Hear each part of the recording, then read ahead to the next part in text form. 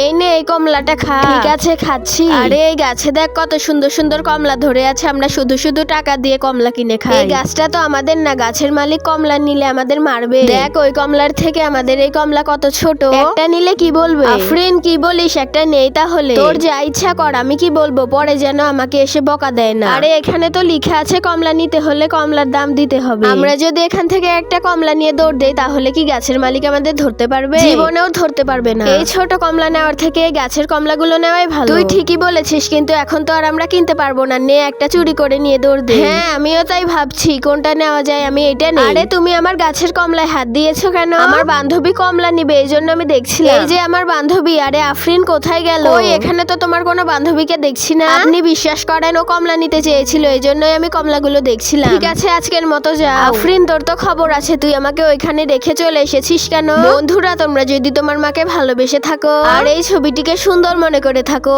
তাহলে ভিডিওতে একটি লাইক করে চ্যানেলটি সাবস্ক্রাইব করে দাও।